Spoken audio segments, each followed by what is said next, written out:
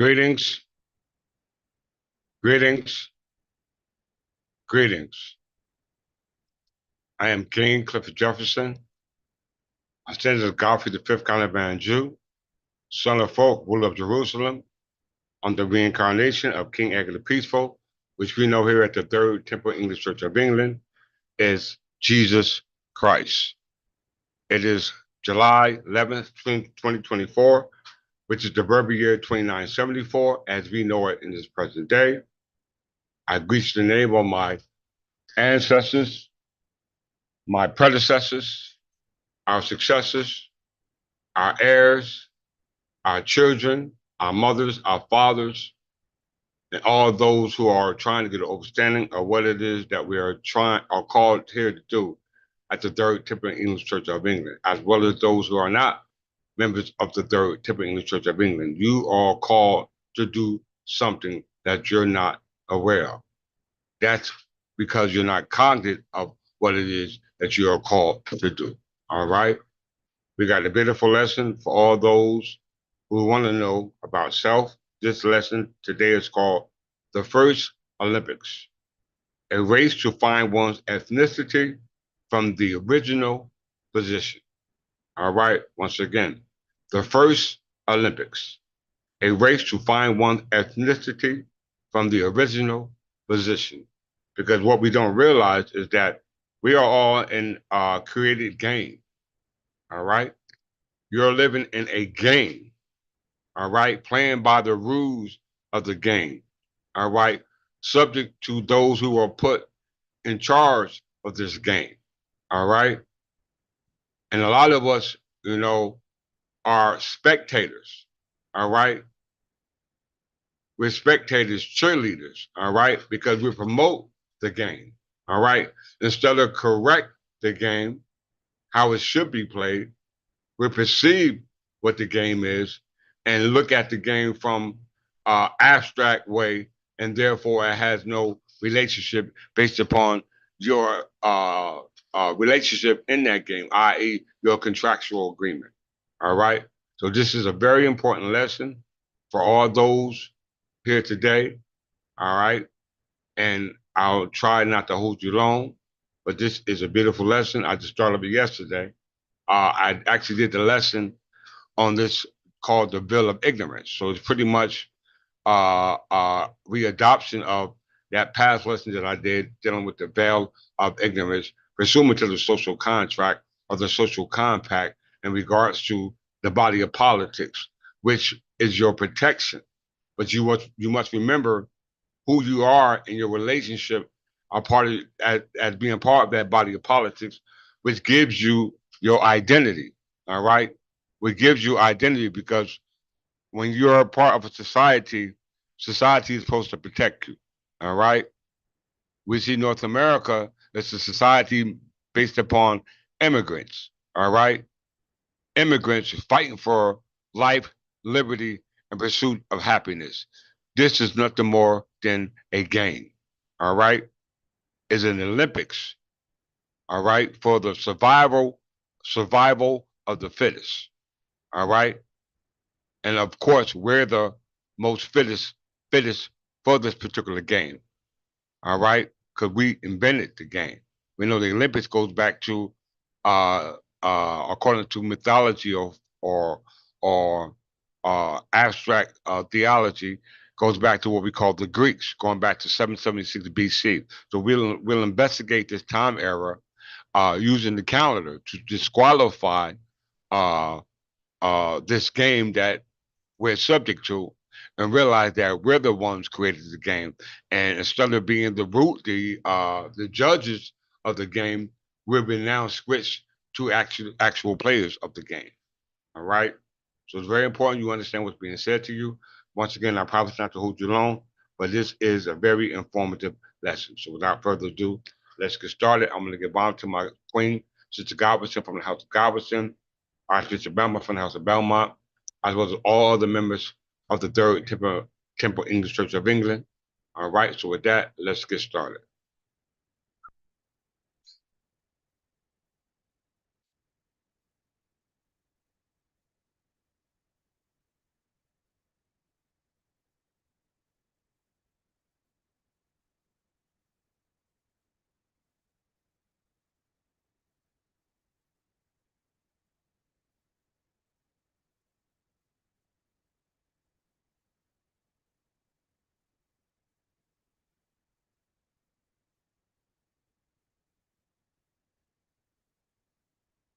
said I was going to do classes at 7:30 to accommodate all those who are inquiring about this information, but it's no different uh, than when I do the podcast earlier. Nobody shows up.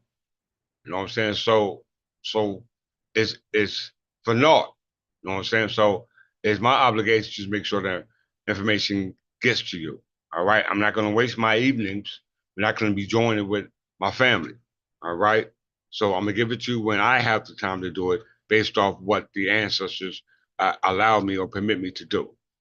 All right. So without further ado, let's deal with this game that being played on us, which goes back to what we call the first Olympics, a race to find one's ethnicity from the original position.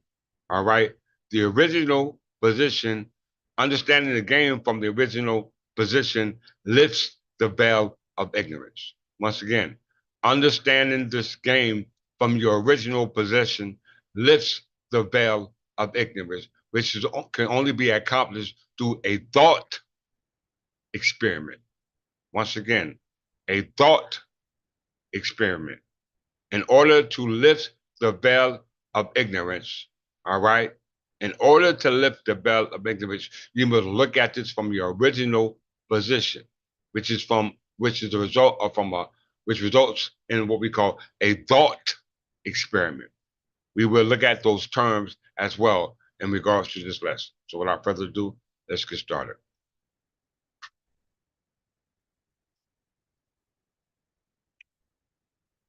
The ancient Olympic Games were a series of athletic competitions among representatives of city-states and were one of the Pan-Hellenic Games of ancient Greece. They were held at the Pan-Hellenic religious sanctuary of Olympia.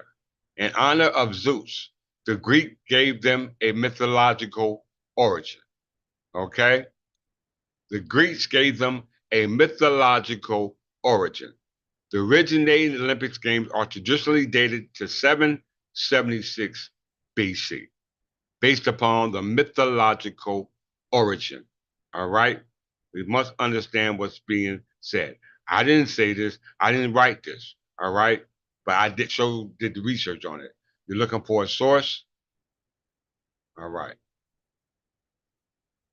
Those who are watching this lesson or who will be reviewing this lesson, please review the source. All right. So once again, the ancient Olympic Games goes back to 776 BC, where in honor of Zeus, a Greek god who gave them a mythological origin. We know myth deals with things that are abstract, that you cannot prove. Okay? You cannot prove. We call it mathematical proof. All right? Based upon the premises and the conclusion. All right? Mathematical proof or mathematical statement is based upon the premises and the conclusion. All right? To validate something that you assume you are, but have not proven it. All right? Very important because this was a part of the game that we all were subject to here in North America, which was one of the first Olympics for us here as Anglo-Saxon Berbers. All right. Very, very important to understand that. So let's go back to the calendar. Because as I always say, he who writes your books sets your timeline. Time never was when we were not.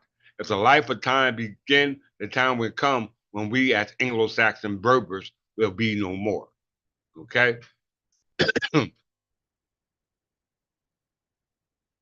Any questions in the chat, please post them.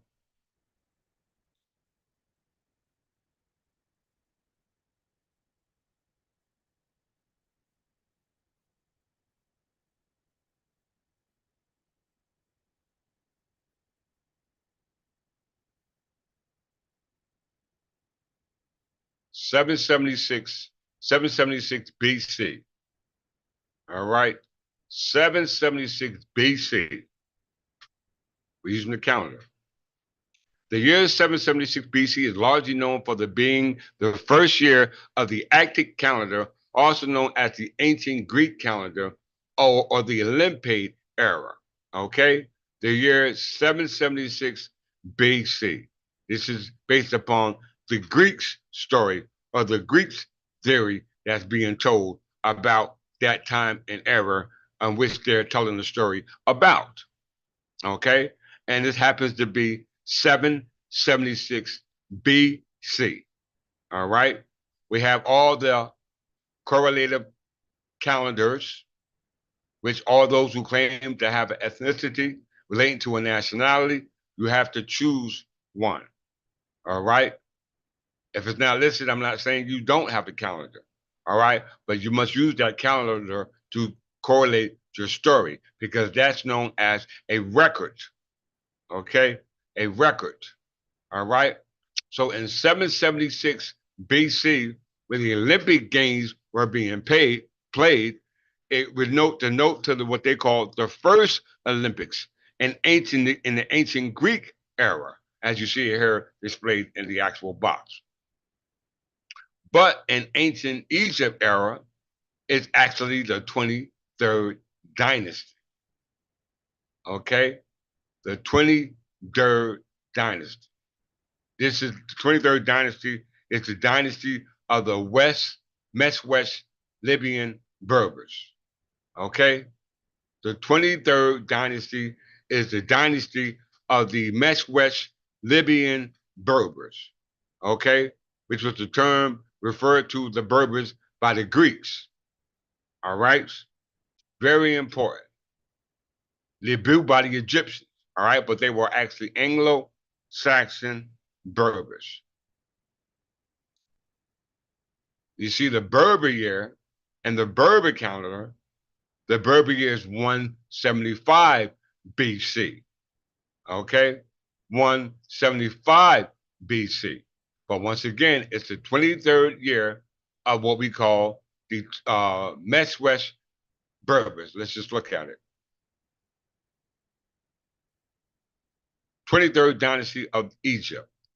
We're not Egyptians, we're Berbers. The Egyptians refer to us by different names, as stated in the 1911 Encyclopedia Britannica. They call them the Libu.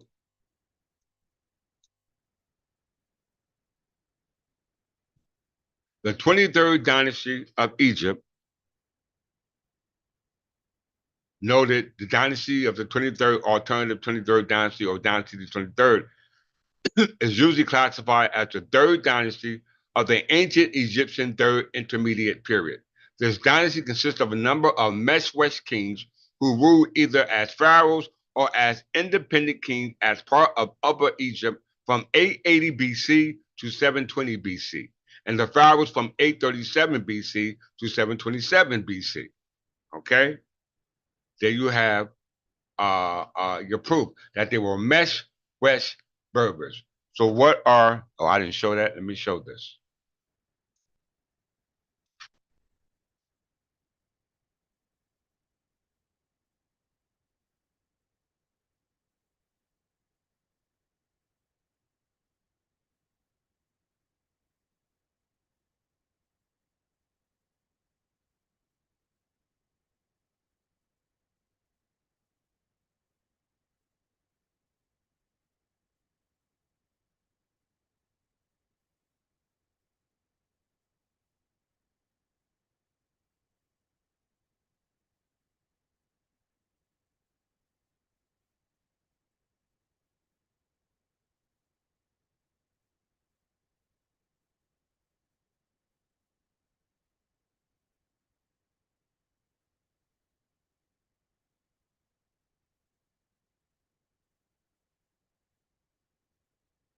Look at my screen showing.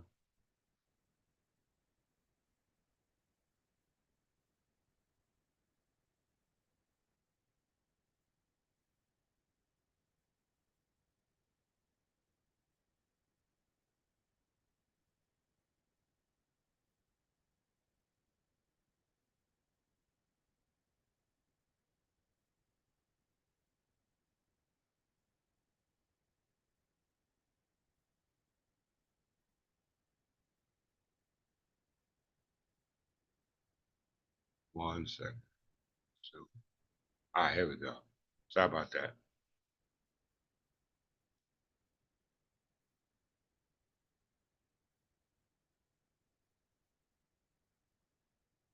I always show receipts. So the year 776 BC is where the first Olympic Games started, okay? And as told by the Greeks. Remember, he who writes your books sets your timeline. Time number was when we were not. As the life of time begins, the time will be no more. So if we let the Greeks tell our story and not tell the story correctly, then they're going to write our asses right out of history. Okay? And that's what they did. Okay? So the 23rd dynasty of Egypt is usually classified as the third dynasty of the ancient Egyptian third intermediate period. This dynasty consisted of a number of Mesh-Wesh kings. All right, Mesh-Wesh kings. We're not going to go into the rest of it. We're just going to look up Mesh-Wesh. Very important.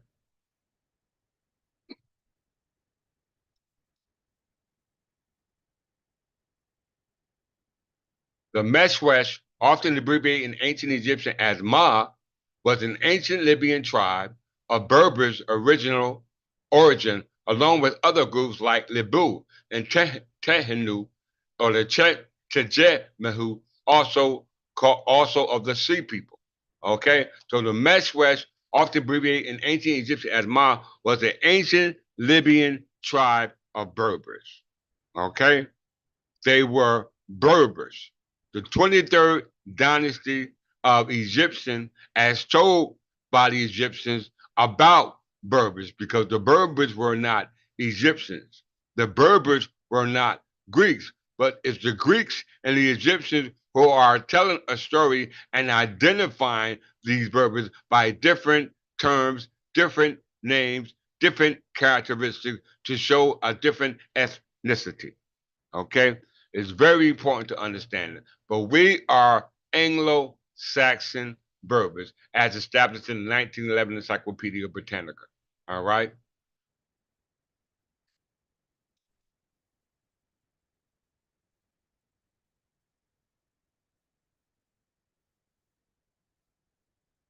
So going back to the year 776 BC, an ancient Egyptian era, it is the 23rd dynasty. Is it the Berber calendar? It is 175 BC. All right? So just look up 175 BC. We know it can either be Berber calendar or before Christ. We mean when we say before Christ, it means before the Christian era. All right? 175 BC. If you look at the box, you can see in 175 BC under Gregorian calendar, which didn't come into existence until 1582 by way of Pope Gregory the 13th, is now the 33rd dynasty. Okay? It is the 33rd dynasty. What is the 33rd dynasty? These are presumably the Greeks. Okay? So the Greeks are telling our story.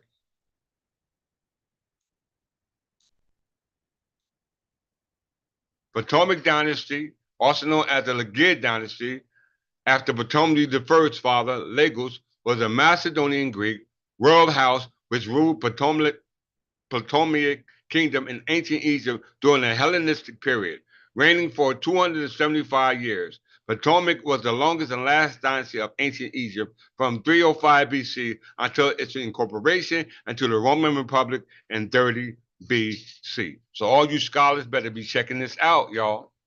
Y'all better be checking this out. Sign of the TV. All right. What they call it, uh, the House of Consciousness. All right, the toughest environment to be in. No, this is the toughest environment to be in. Okay, I actually reached out to you today to let you know that I'll debate whatever that Egyptian brother Tahuti. All right, in regards to his claim. All right, we see here in 175 BC is Ptolemy of the Greek dynasty. All right, and what year is it in the Berber calendar? It's the year 776 BC. All right. The year 776 BC AD, Enos Dominios. Okay. So we go back to 776 BC on the days of the Olympic Games. We know that that goes back to the 23rd dynasty. Okay, these were West Berbers. When we go to 175 BC, now it's the 33rd dynasty, which were the Greeks. And the Greeks are telling the stories about the original Berbers who invented the game. Okay, very important for you to understand what's going on. So let's look at the definition of a game. Before we do that, we know that the 776 BC is the time of the 23rd dynasty, which were West Berbers. If you go down to 1 BC,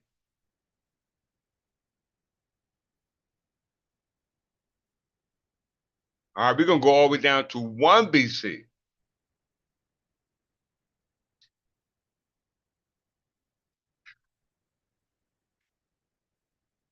All right, 1 BC. You know, if it's 1 BC, then if they say the ab urban condition means the founding of the city, and the founding of the city was 753 BC. All right. We know that the Olympic Games started in 776 BC, which was the time of the 23rd dynasty of the West Libyan Berbers. Now we get down to 1 BC, and the ab urban condition, the founding of the city, is 753 BC. Okay, and the year and the Berber year is 950 according to the Gregorian calendar. And the year 950, this is the time of the kings of Wessex under King Edgar the Peaceful. And King Edgar the Peaceful was our Jesus Christ, okay, or that Christ-like entity.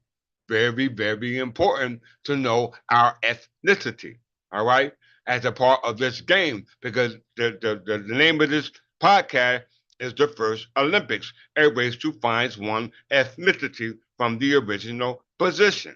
Okay? The original position. So let's go to 753 BC. All right? And see what dynasty is ruling at that particular time.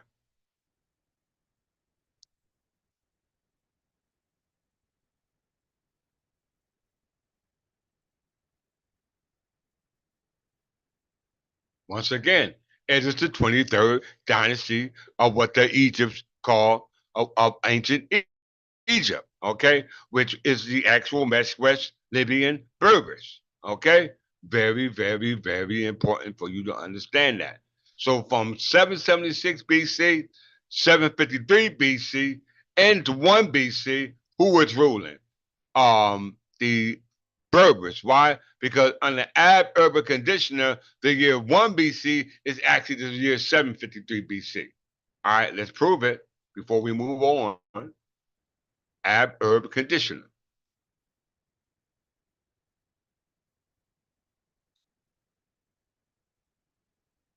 Ab urban conditioner from the founding of the city or annus urbis condite in the years since the city's founding, abbreviated as AUC or ABC, expressed a date in the year since 753 BC, which we know is what? The 23rd dynasty of West Libyan Berbers, the traditional founding of Rome. Now we know that's a lie. It is an expression because the Roman calendar was founded around about the late first 1 BC, from around the first century BC. That's when the Roman calendar was founded. So you can go and research that, and you see that be true to this day because it went from 1 BC to 1 AD. All right, there is no year zero. It went from 1 BC to 1 AD. All right, which in the ab urb conditioner was the year 753 to the year 754. All right, very important for you to understand that. So Annus Urbis Conditioner is a year since the city's founding, expressed in a date in the year since 753 BC, the traditional founding of Rome. It is expression used in antiquity by classical historians to refer to the given year in ancient Rome, in reference to the traditional year of the foundation of Rome. The year 1 BC will be written AUC 753, whereas AD1 will be AUC 754. Do you see it? The foundation of the Roman Empire in 27 BC would be 727. The carrying AD 2024 would be 2777. All right? You have it right there, right in front of you. Very important because, as I always say, He who writes your books sets your timeline. All right. So let's define game. What is a game? Can we talk about the Olympics games?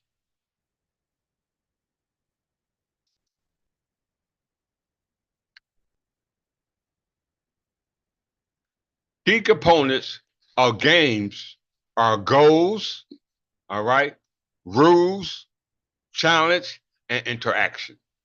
Games generally involve mental or physical stimulation, and often both. Many games help develop practical skills, serve as a form of exercise, or otherwise perform an educational, stimulational, and psychological role. Okay?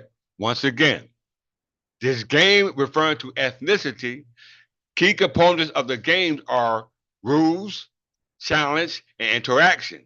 Games generally involve mental or physical stimulation and often both. Many games dealing with ethnicity, because this is what this lecture is all about, help develop practical skills, serve as a form of exercise, or otherwise perform a educational, simulational, and psychological role in our development. Okay? All right. This means about knowing about self prior to you knowing self, meaning the unfoldment of ourselves. All right. The unfoldment of this ourselves to what we say from the original position. From the original position dealing with the unfolding of ourselves and referring to the game that's being played on us, starting with the Olympic game, going back to who started the game, the Berbers. It's very important to play by the rules, accept the challenges, and make sure you interact in regards to finding out who you are from the original position. Okay? So, what do I mean by original position, or understand yourself from the original position by what we call thought experiment? All right? Will only lift the veil of ignorance. No other way will do it. The only way you can do it is by a thought experiment. And we know thought is a cognitive conscious faculty. Okay? A cognitive conscious faculty. So let's look at it. Original position. I'm just not making terms up.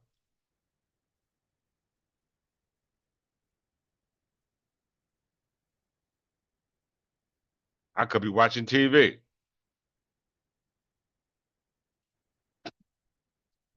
See, these terms are created by those who created the game.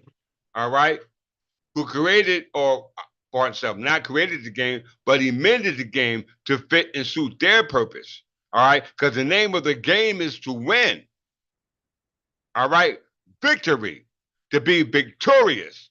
That's what it's all about as an Olympian. The best of the best of the best of the best. Okay? The best of the best of the best of the best. Dealing with ethnicity. All right? Having a nation, having a government is very, very important for you to perceive this lesson from that standpoint. Okay? The original position, often referred to as the veil of ignorance. So, from you seeing yourself from the original position will lift the veil of ignorance, but can only be done by a thought experiment. So, the original position, OP, oops, often refers to the veil of ignorance, is a thought experiment used for reasoning. Okay? Reasoning. This is called deductive reasoning. Okay? Deductive reasoning by having the premises that brings forth a conclusion. This is what mathematics is all about. Okay? This is what mathematics is all about. The original position, often referred to as the veil of ignorance, is a thought experiment used for reasoning about the principles that should structure a society. You hear that? Based on a mutual dependence. So we all must depend on the thought experiment that originated from our original position and depend on that original position that is going to be there from time immemorial if you remember it. But the only way to remember it is through a thought experiment, because thought is based upon memory. Okay? It's based upon memory. The original position, often referred to as the veil of ignorance, is a thought experiment used for the reasoning about the principle that should structure a society based on immutable dependence. We call that a government. We call that a body of politics. We depend on our government. We depend on our laws. We depend on our representatives. All right. It's very important because that's based off the social compact, which we call a social contract based upon the body of politics. All right. Very, very important. The phrase original position and veil of ignorance were coined by American philosophers John Rawls, but the thought experiment itself was developed by William Vic Ray, John Hurston in earlier writings. Okay? All those who don't know who these individuals are, you should look them up. This is the game that's being played on us, y'all. All right? This is the game.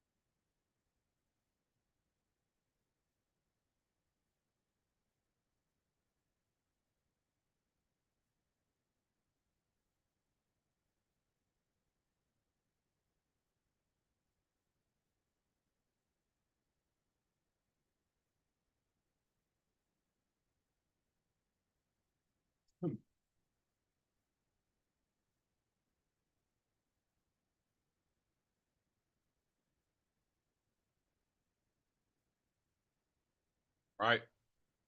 So seeing it from the original position, and the original position can only be seen through thought experiment, and through that process will lift the veil of ignorance. All right? Very important. In the original position, you are asked to consider which principles you would select for the basic structure of society. But you must select as if you had no knowledge ahead of time what position you would end up having in that society. So pretty much this is a race, all right, about who can establish a society first, all right? And you ain't got everybody starts out in the original position, which is what? A veil of ignorance. All right? A veil of ignorance is the original position that all people are in here in what we call America. All right? Very important. In the look, you're reading here. In the original position, you are asked to consider which principles you would select for the basic structure of society. But you must select as if you had no knowledge ahead of time what position you would end up having in that society. So basically, you're ignorant. This choice is made from behind a veil of ignorance, which prevents you from knowing, you hear this, your ethnicity, social status, gender, and crucially, in raw formulation, your or anyone else's idea of how to lead a good life. Okay? This is called a state of nature. Ideally, this will force participants to select principles impartially and rationally by mathematical proof. A mathematical statement, which is a proposition based off the premises, which bring forth a conclusion. Okay? Very important.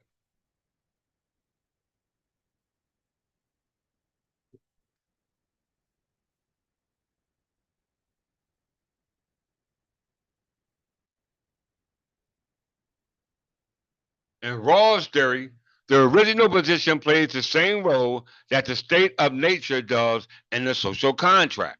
You hear that? Traditions of Thomas Hobbes and John Locke. The original position figures prominently in Rawls' 1971 book, A Theory of Justice. It has influenced a variety of thinkers from a broad spectrum of philosophical orientation. Okay? So it's the same thing as social contract. Original position is the same thing as social contract.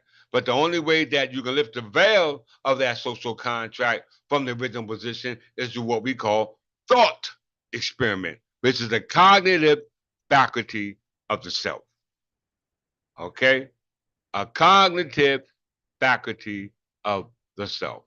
So, what is a thought experiment to lift this veil of ignorance by seeing it from the original position in regards to knowing who your true ethnicity is? Because as of right now, from the original position, as a result of the veil of ignorance, you don't know anything about yourself.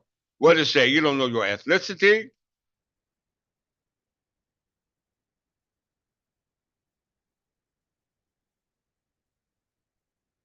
It says you don't know your ethnicity, your social status, hell, your gender. All right. These are all things that you should be taught. All right. And that's the social contract based upon the state of nature that you descended down from. Okay. Very, very, very important because it involves politics. In regards to my lesson I did the day before yesterday. All right. It involves politics. All right. So, what is thought experiment? A mental faculty, a cognitive faculty that you must use to lift this veil of ignorance as a result of the original position that all people who originally had the ethnicity started from. So when you came over here to North America, it became the Olympics for all people a part of this naturalized system to be able to find out who you are based off your ability to uh, uh, uh, use what we call deductive reasoning. Okay? Deductive reasoning, which is based upon mathematical proof. Okay? Which brings forth a proposition. All right? Let's see. Thought experiment. Let's see.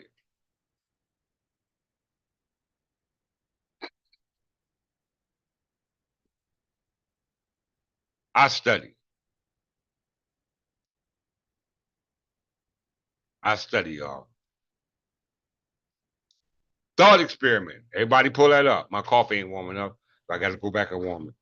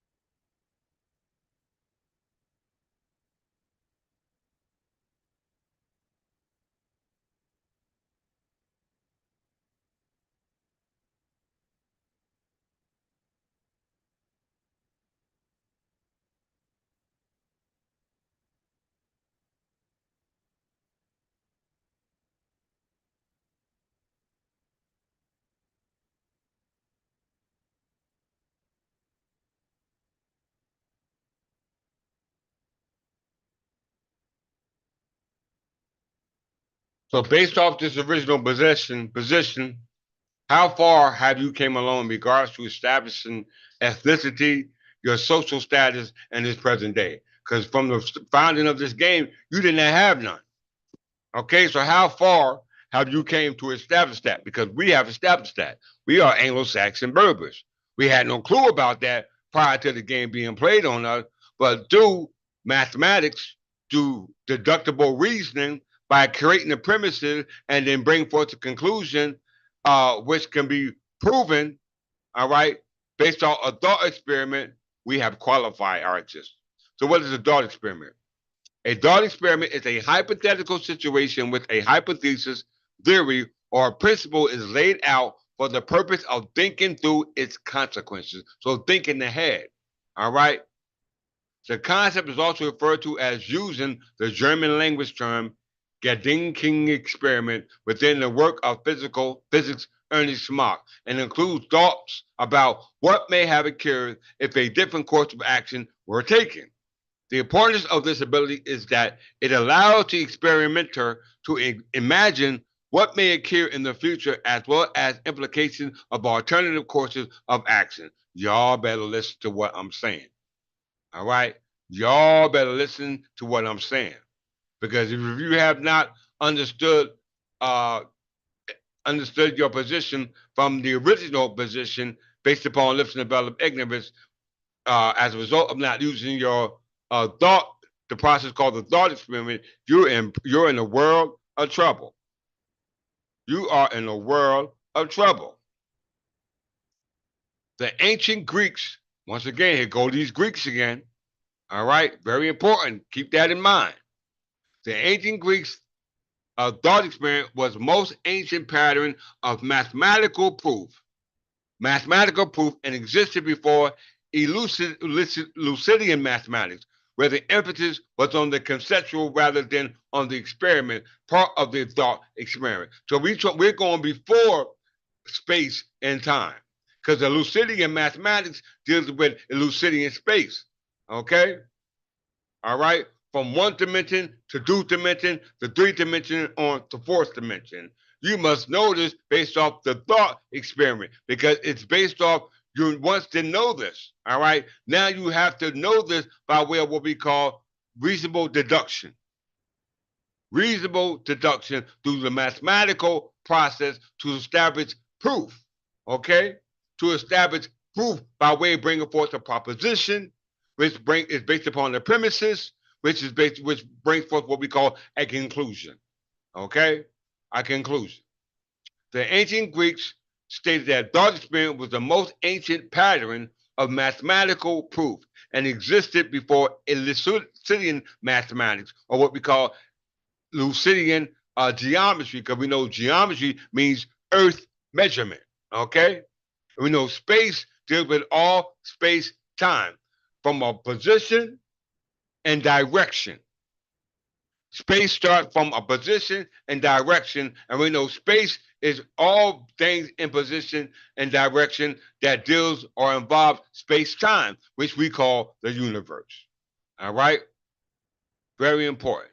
So let's look up mathematical proof. What is mathematical proof?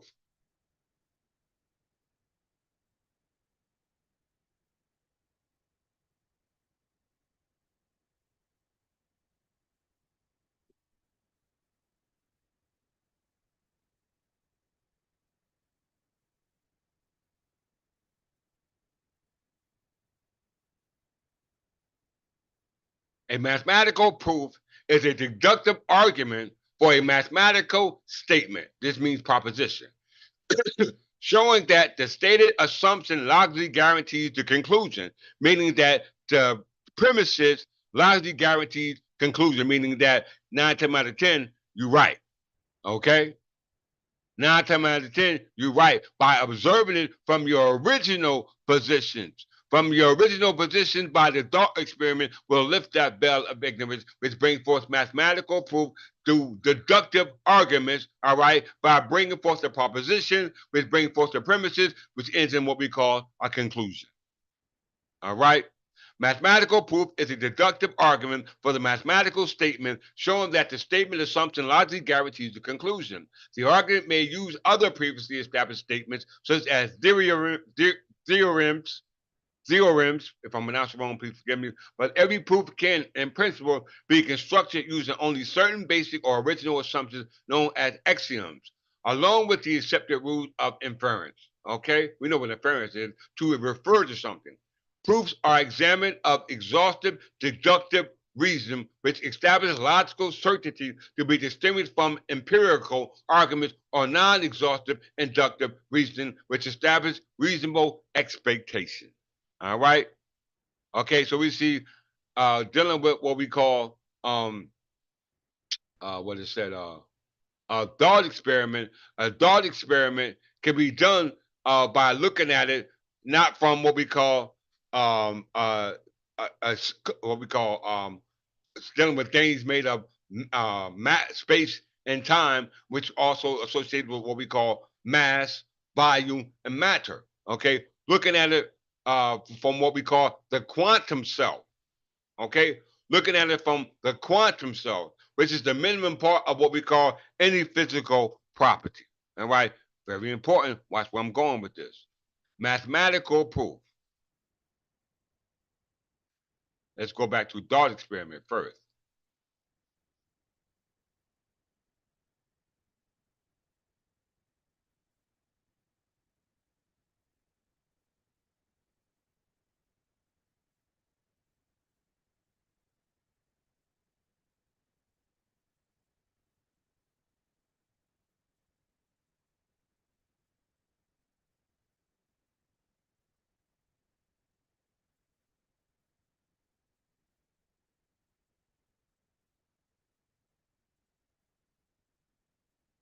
Okay, so we see mathematical proof. All right, mathematical proof is based upon the mathematical statement, which is nothing more than what we call a proposition. All right, a proposition. A mathematical proof is a deductive argument for a mathematical statement showing that the statement assumption logically guarantees the conclusion. So, what is the proposition?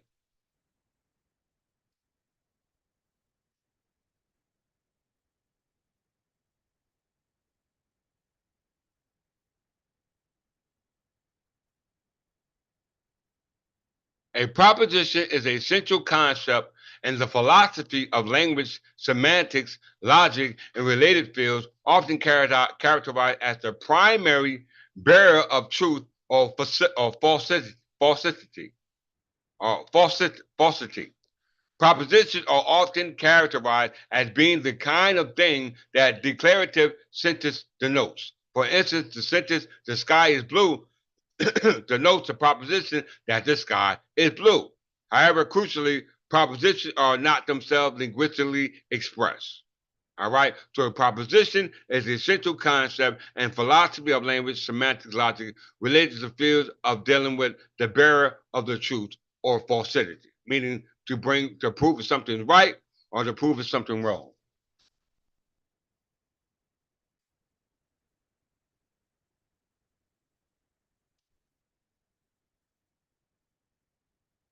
So what is deductive reason in regards to mathematical proof? All right. Deductive reason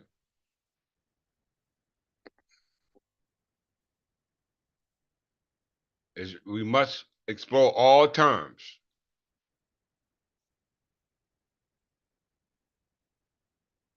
because this mathematical proof based off a mathematical statement, which is nothing more than a proposition, which is based upon deductible reasoning.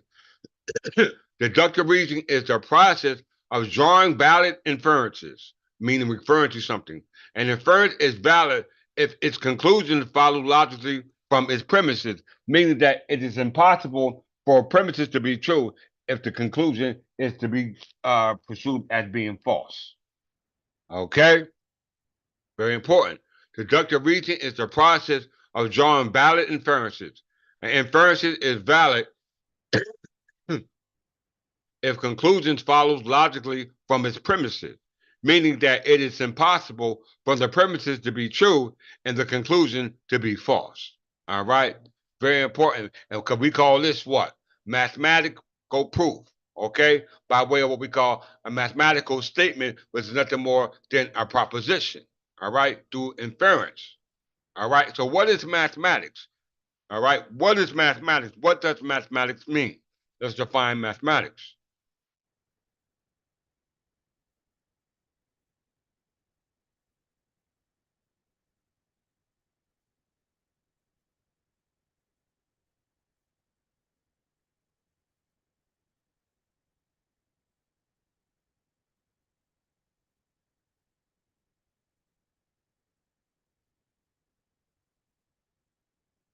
So you can see we're not making up stuff. Check it out. Watch where I'm going with this. We know we're talking about original position, of seeing yourself from the original position, all right, using the thought experiment will lift the veil of ignorance.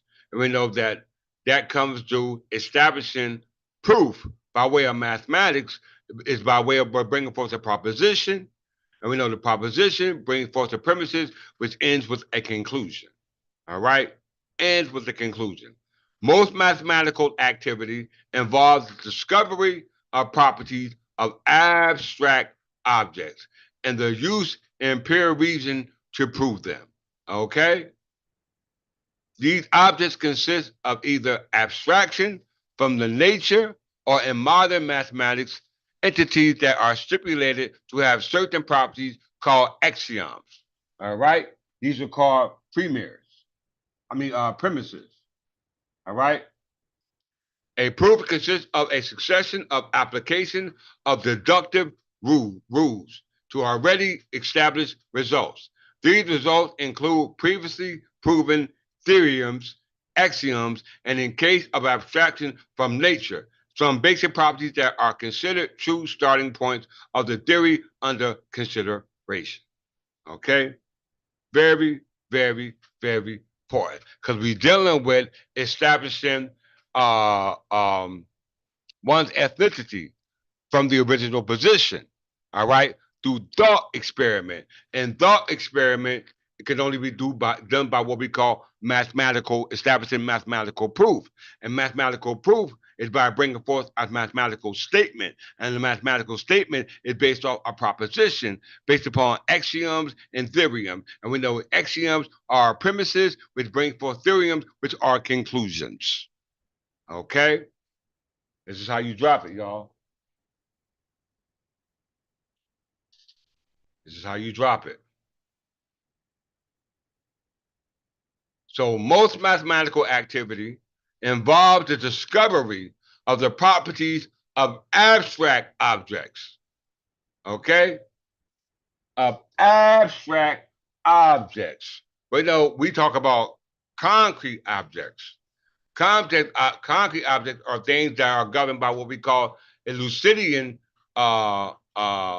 geometry or Euclidean mathematics. Things that are governed by space. Things that are subject to by what we call gravity that deals with Albert Einstein theory of general theory of relativity, space time, from from position and direction. That's dealing with plane geometry or plane mathematics or what we call solid mathematics or solid geometry. Okay? Very important to understand these terms that I'm bringing down to you. It's hot.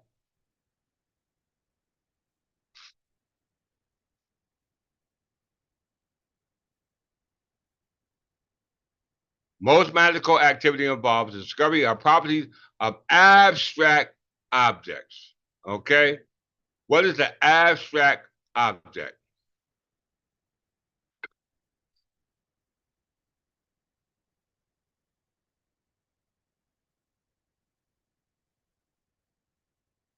This is the game that we are subject to. Everybody's playing this game. All right?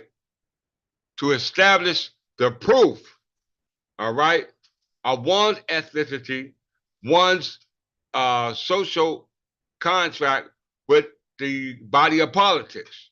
All right? Whether you're dealing with it from a subatomic level, all right, from your quantum self, or dealing from your Lucidian state, which is based upon your three-dimensional manifestation. Okay? Three-dimensional meaning dealing with it from space-time. All right? From space-time. And we'll go to that in a second. Mathematical object is an abstract concept arising in mathematics. And the usual language of mathematics, an object is anything that has been or could be formally defined and with which one may do deductive reasoning and mathematical proof. All right? By a mathematical statement, which is a proposition which brings forth the premises which establish a conclusion. Okay? Based upon a mathematical object, which is called a abstract object, which is called quintessa. Okay, we call that the fourth dimension.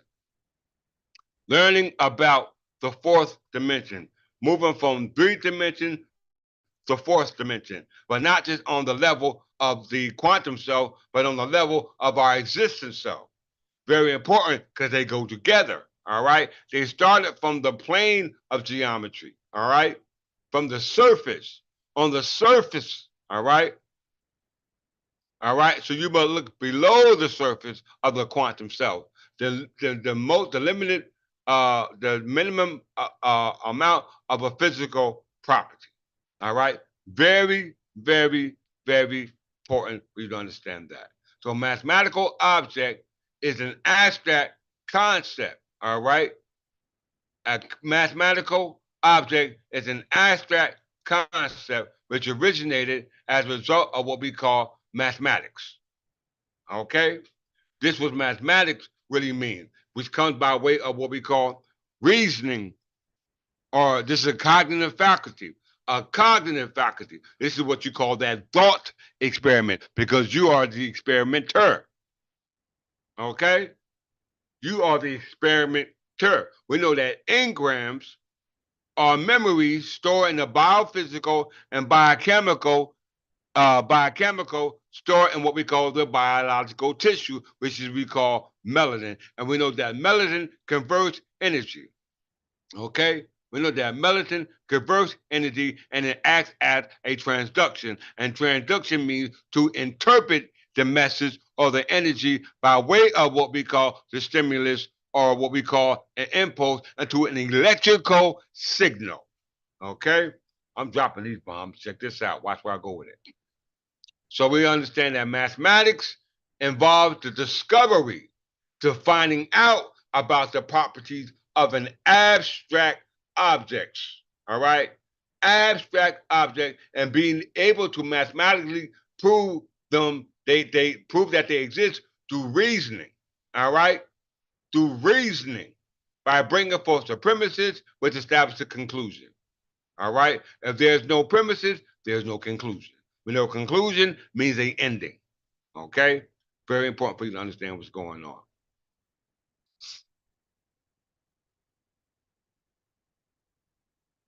All right. So most mathematical activities involve discovery of a abstract object. All right. Abstract object. When you see the depiction of the abstract object, we call that object abstract the fourth dimension.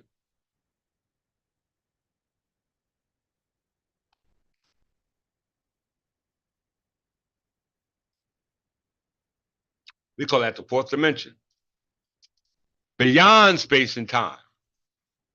We know elucid geometry or elucid mathematics deals with space and time. All right, whether you're looking at it from a two-dimensional perception, a three-dimensional perception. If you don't understand those two, you'll never get to the fourth dimensional or the fourth way of perceiving from your original position, and that can only be accomplished through thought experiment. Okay, which can only lift the veil of ignorance. All right. Fourth dimensional space is a mathematical extension of the concept of three-dimensional space, i.e., four-dimensional, three-dimensional. Three-dimensional space is the simplest possible abstraction of the observation that one needs only three numbers called dimensions to describe the size or location of a object in the everyday world.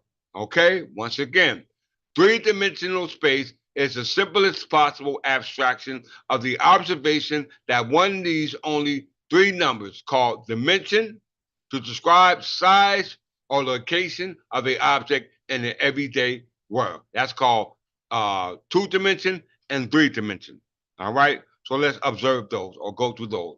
All right. Since we're on fourth dimension, because fourth dimension is that abstract concept that is based upon mathematical proof that can only be experienced or understood through a thought experiment that will only lift the veil of ignorance if you understand it from your original position. Why? Because fourth dimension is based upon a fourth dimensional cube, which is that object, abstract object. Okay? Let's see it for ourselves. Fourth dimensional cube. Uh, The general concept of Euclidean space, which is nothing more than what we call a Euclidean mathematics, which is nothing more than we call space, which is called universe, because the universe contains all space time, okay, from one point in one direction, okay? That's called a plane, linear plane. All right, a surface. It says the Spirit of God moved upon the surface. The general concept of Euclidean space with any number of dimensions was fully developed by Swiss mathematician Ludwig Schillaci, if I pronounce it wrong, please forgive me, before 1853. Schillaci's work received little attention during his lifetime and was published only post the posthumously, if I pronounce that wrong, please forgive me, posthumously in 1901. But meanwhile, the fourth Euclidean dimension, you hear that? The fourth Euclidean dimension, we know Euclidean deal with space, all right? So if you're dealing with space, you're talking about that which is void of space, okay? When you're dealing with it from the elemental level, all right? Void of space, because you got uh uh earth, fire, uh earth, wind, fire, gas. We'll go through it in a second, elemental stage. All right, so it says, what is the fourth dimension in which he explained the concept of a fourth dimensional cube with a step-by-step generalization of the properties of line, square, and cube. All right, so what is the fourth dimensional cube? The tesseract.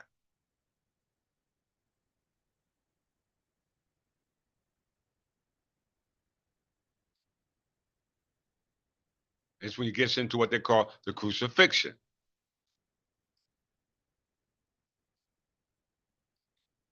In geometry, a tesseract or four cube is a four-dimensional hypercube analogous to a two-dimensional square and a three-dimensional cube. Just as the parameters of the square consist of four edges and the surface of the cube consists of six square faces. All right, so we see a tesseract is what they call the abstract cube, okay, or an abstract object, the same exact thing. All right, which is nothing more or cannot be perceived but through a thought experiment. Okay?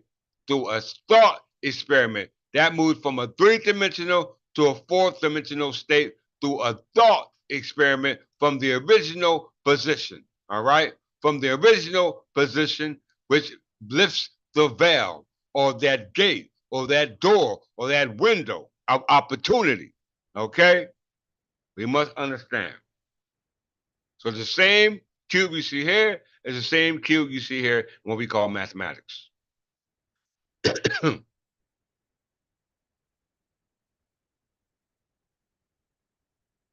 Most mathematical activity involves the discovery of properties of abstract objects. That's that tesseract. You see the tesseract right there. So that's what you should be trying to overstand in your original position based upon mathematics. And we know mathematics is nothing more than deductible reasoning. Okay?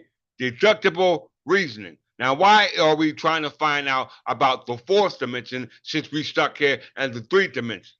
All right? Why are we trying to find out about the fourth dimension if we stuck out here in the third dimension? Is because you forgot the prior phases, the second dimension and the first dimension. You can't forget those steps. They're very important for your ascension. All right? It's very important for your ascension. Why is that important? Let's see.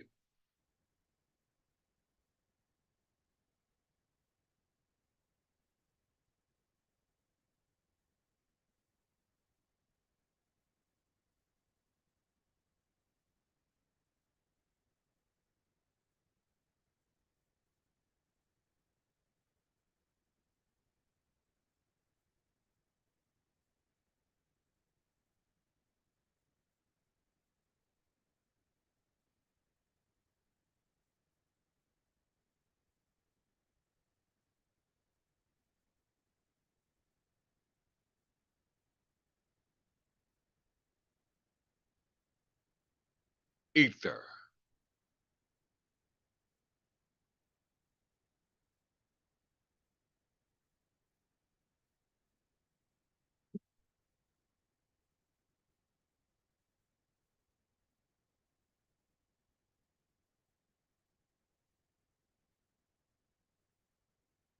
Okay. According to the ancient and medieval scientists, alternative spellings include ether, aether, and ether, also known as the fifth element or quintessence. Quintessence. It is the material that fills the region of the universe. When you say universe, you're talking about Lucidian space, because Lucidian space deals with everything that deals with space, that deals with point, and position, and direction. So we're looking at it from the original position by way of the thought experiment. Okay, which will lift the veil of ignorance about your true state of existence, your true status, your true ethnicity about where you come from. Okay? Ether.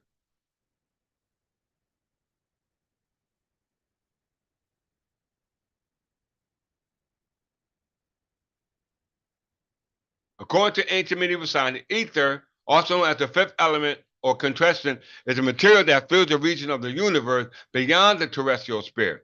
The concept of ether was used in several theories to explain several natural phenomena, such as the propagation of light and gravity. In the late 19th century, physics postulated that ether permeated space, providing a medium through which light could travel in a vacuum, but evidence for the presence of such medium was not found. Why? Because they didn't have knowledge of it. All right, they was not cognizant of it. The only person who can be cognizant of it is us, the original etheric being. It's very important for you to understand that based upon where I'm going here next.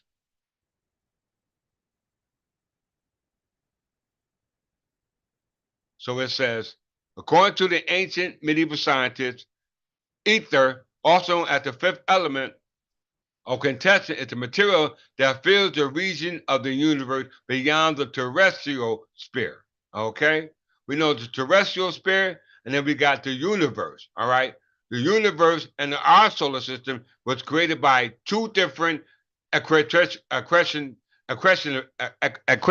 events. All right? If you know what accretion means. All right? I don't have time to go through it. Those who want to look up that word accretion. All right.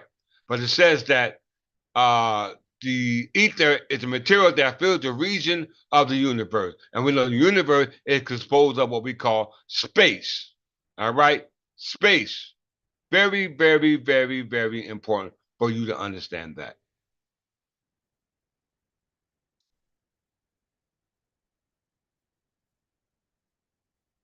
Lucidian space.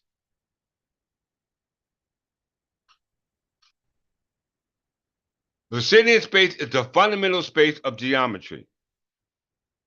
All right. Intended to represent physical space. All right. Physical space. Very, very important to understand that. Physical space is things that are made of mass or have volume, which we call matter. Okay? Euclidean space is the fundamental space of geometry. We know geo means earth and measure means to measure. All right? Through mathematics, mathematics is based upon mathematical proof, which is a mathematical statement, which is nothing more than a proposition based upon the premises, which brings forth a conclusion, which is based upon the original position from which you build this matter, which can only be viewed through thought experiment, which can only lift the veil of ignorance that I'm talking about. So it's Euclidean space, I talk fast, for itself, is a fundamental space of geometry intended to represent physical space, originally elucid elements. It was the three-dimensional space of Euclidean geometry. But in modern mathematics, there are Euclidean spaces of any positive integer dimensions, which are called Euclidean end spaces when one wants to specify their dimension. So Euclidean space, Euclidean space has to deal with things that are composed of space, such as three dimension. Three dimension. So what is space?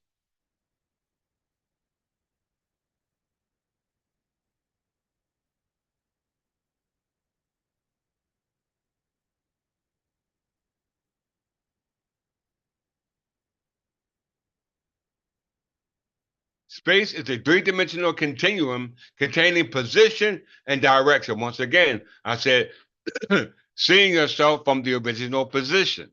All right? Through thought experiment will lift the veil of ignorance. All right? So seeing yourself based upon the space that you assume to exist in, which is the three-dimensional space. Because seeing yourself from the linear dimension, which is the what we call second dimension. Okay, that's the plane.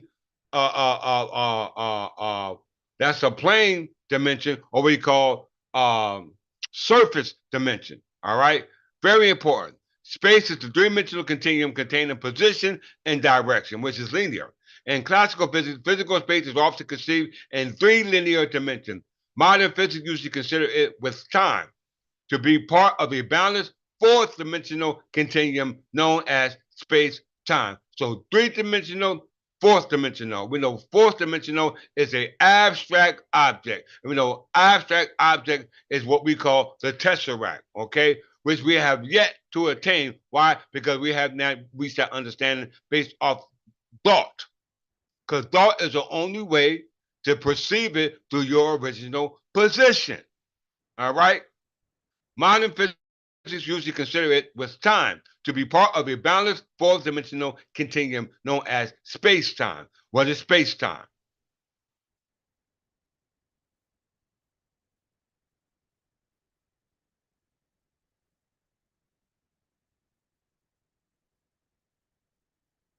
In physics, space is a mathematical model that fuses the three dimension of space and the one dimension of time into a single fourth dimensional continuum.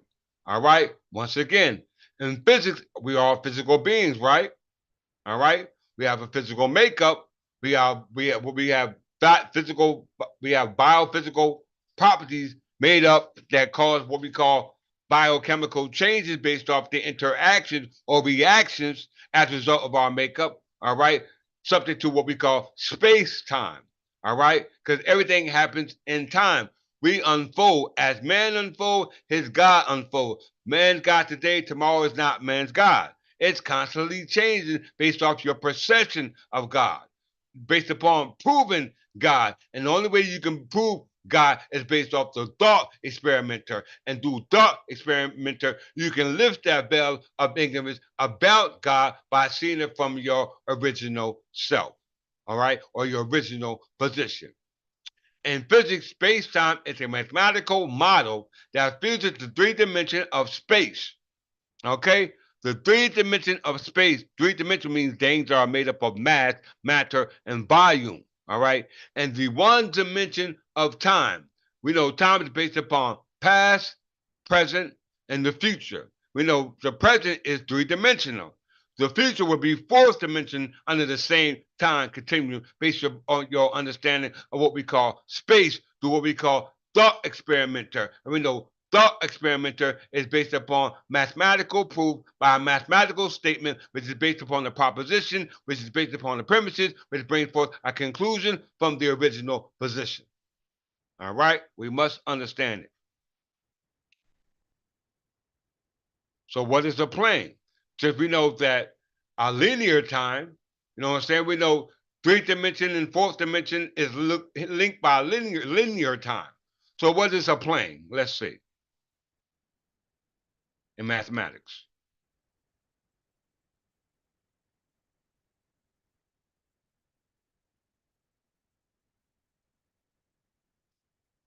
In mathematics, a plane is a two-dimensional space or flat surface that extends indefinitely. A plane is a two-dimensional analogous of point, zero dimensions, a line from one dimension and three-dimensional space. You hear that? From one dimension and three-dimensional space. Very important for you to understand that. All right? Why do I say that? Let's go down here.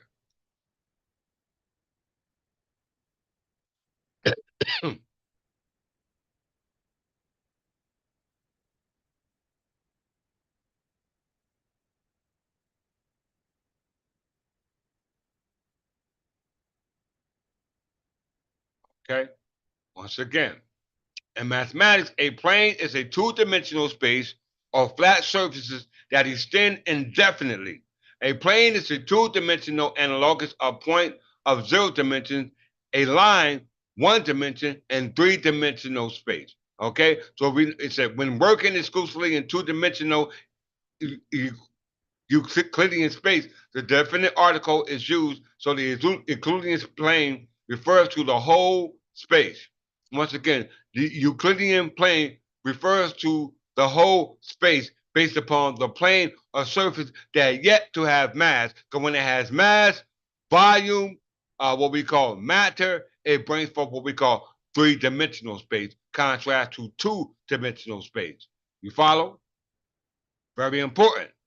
All right. When you go to one-dimensional space, that goes to what we call point of origin. Okay, point of origin. All right, the plane. So let's look up non-Euclidean geometry. Let's look up that. Everybody hold that thought. Euclidean, non-Euclidean space. Let's look up that.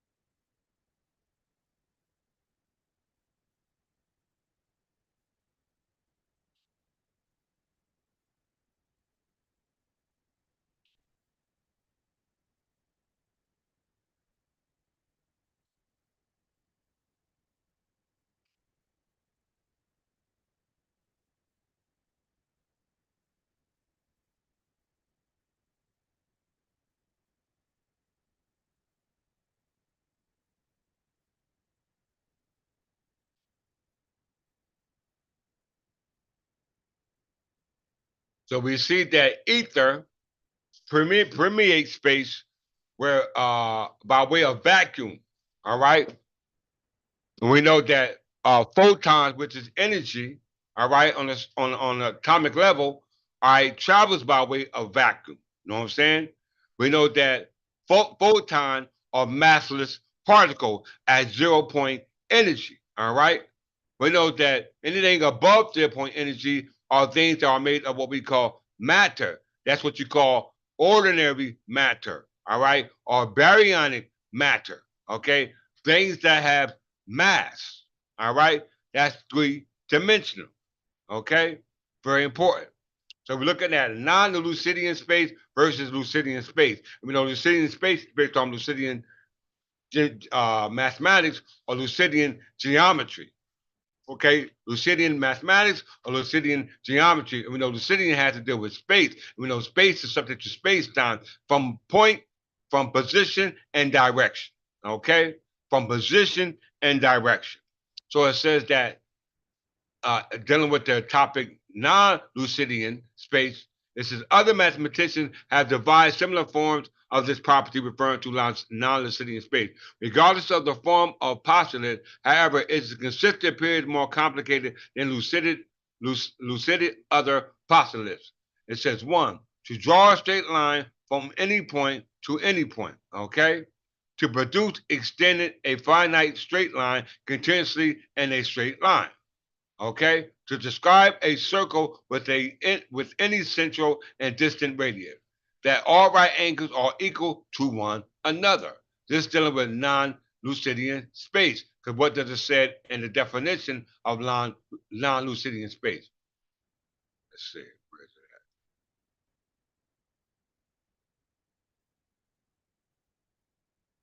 it? In mathematics, non-Euclidean geometry consists of two geometric based on axioms. We know axioms are primitives closely related to those that specify Euclidean geometry. We know Euclidean geometry deals with space, all right, or space-time.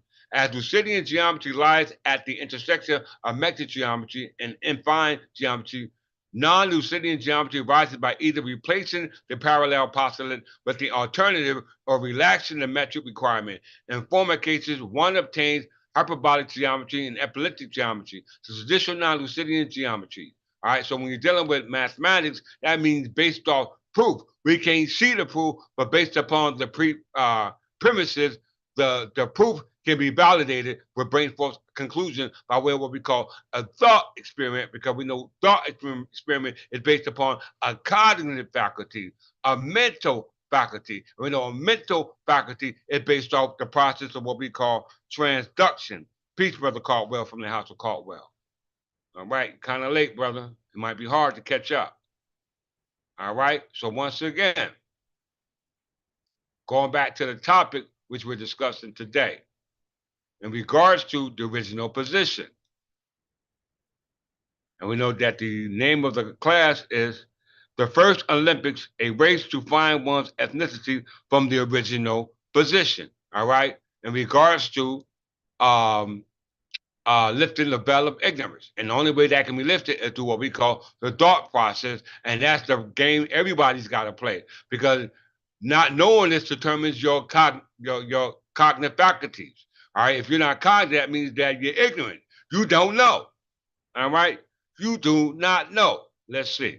Original position.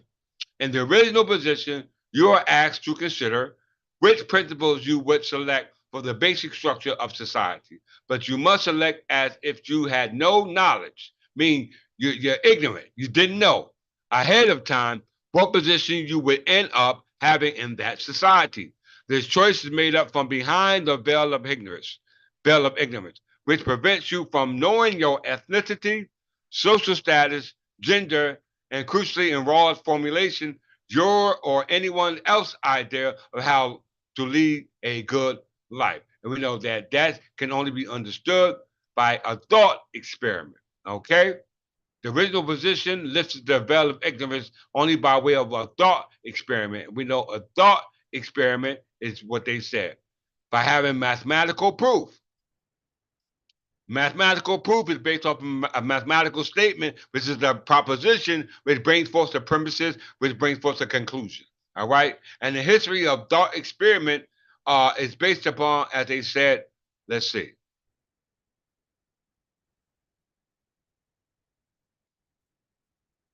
Where is that?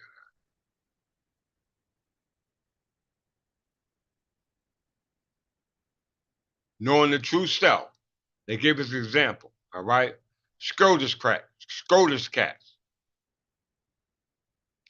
presents a cat that is in a superposition of a live and dead state.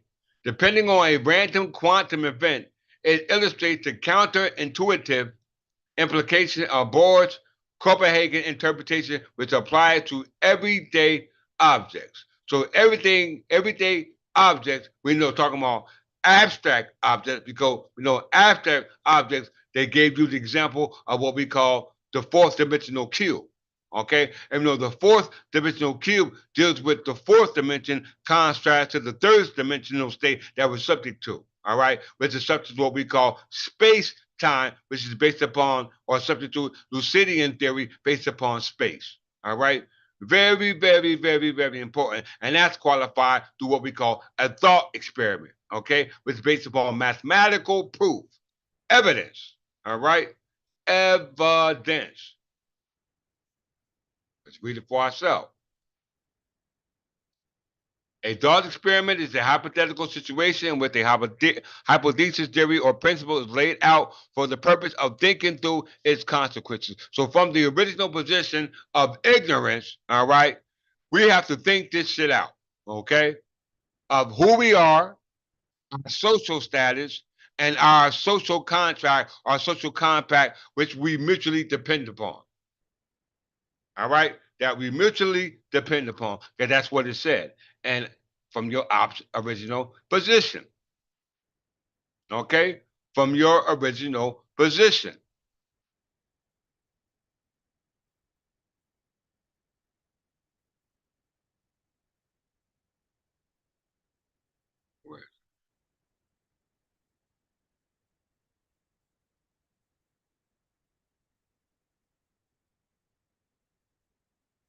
Right here.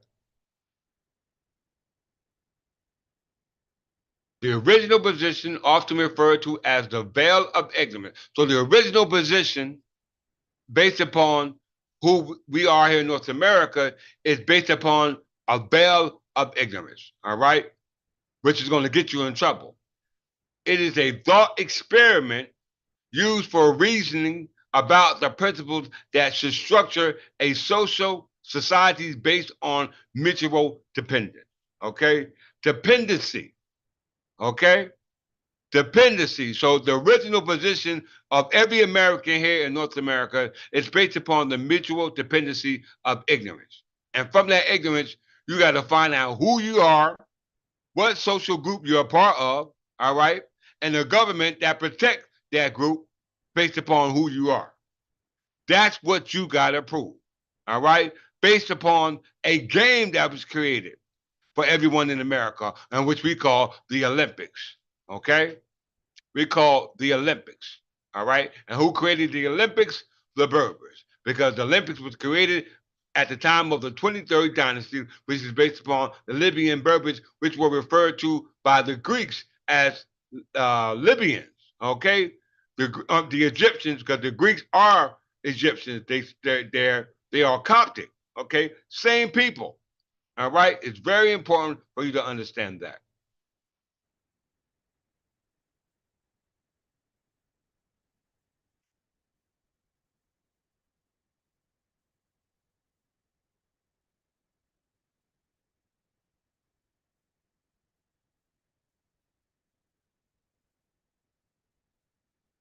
Let's go here.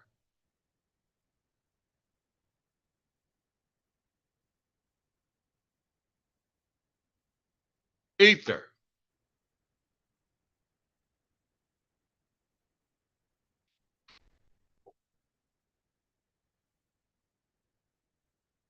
The word, we're talking about elements, all right?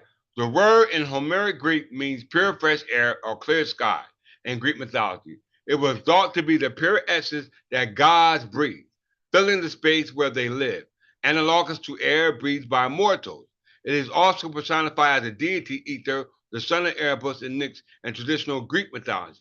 Ether is related to incinerate and intransitive to burn or shine, related to the name Ethiopian or Ethiopia, meaning people with burnt black facades, i.e., dark melanin. So the Greeks are interpreted our identity, our ethnicity, our, our social status. They're defining who we are. It's very important for you to understand that based upon the abstract object that mathematics proves. Okay? The abstract object that mathematics prove. Because even though you can't see it, the proof can be validated based off the proposition, which is based upon the premises, which brings forth a conclusion. Because we know mathematics is based upon mathematical proof, which is based upon mathematical statements. Let's read it again for ourselves so you know I'm not making this up.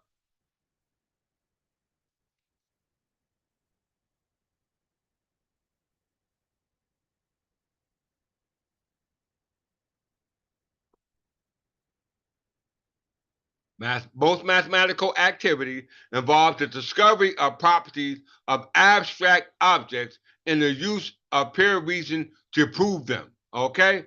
So when it's talking about proving by way of mathematics, okay? And mathematics means to bring forth a proposition based upon the premises which bring forth a conclusion based off the abstractness. We know we have abstract and concrete. Concrete is based upon solid geometry, and we know that abstract is based upon uh, uh, plane geometry. All right, because we know plane geometry is based upon the first dimension to two dimension, which is the unfoldment to the third dimension onto the fourth dimension. All right, so most mathematical activities involve the discovery are properties of abstract objects, and this abstract object is called the tesseract. All right, the fourth dimension, because Lucidian theory is subject to the third dimension. Okay, Lucidian theory is based upon the third dimension, which is what we call space and time.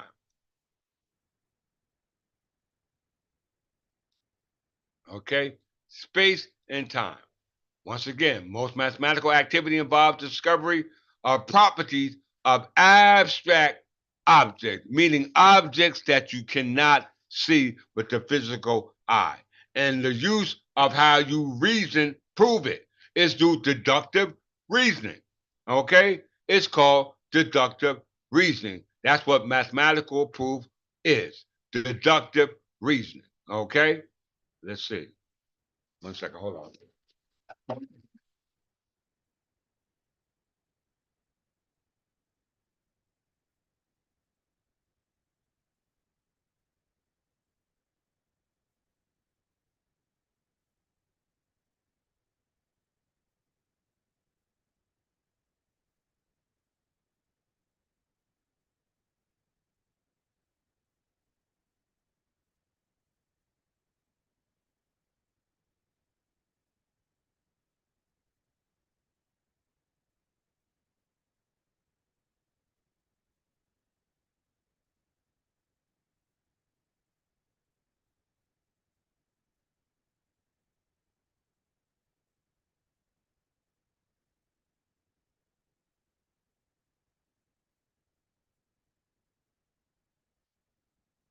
Okay, based upon deductive reasoning.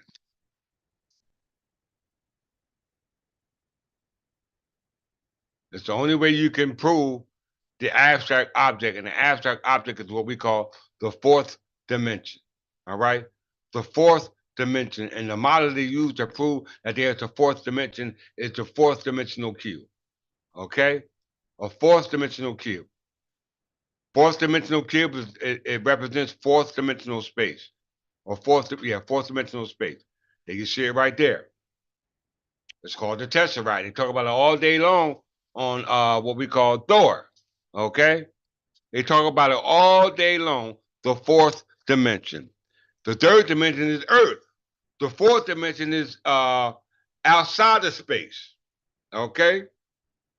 By way of what we call vacuum, which is void of space where light and energy can travel through, such as what? Photons. Because we know photons are massless particles. All right? Photons are massless particles that have 0 point energy. All right? We're talking about black radiation. We're talking about black matter, dark matter. We're talking about dark energy. We must understand these terms. Look them up. The abstract object we can prove by way of reasoning based upon an abstract object is called this tesseract. 1 second, y'all.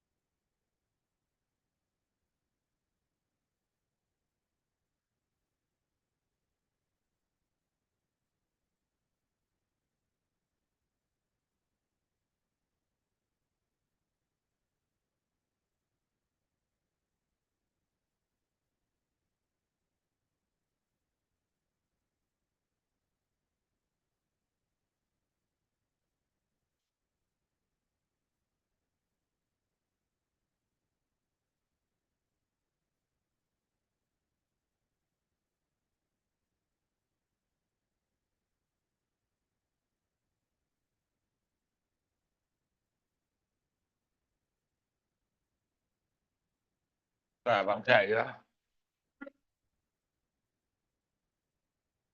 All right. So we know that through mathematics, we're able to prove our way of reasoning through deductible reason that the tesseract or the fourth dimension does exist.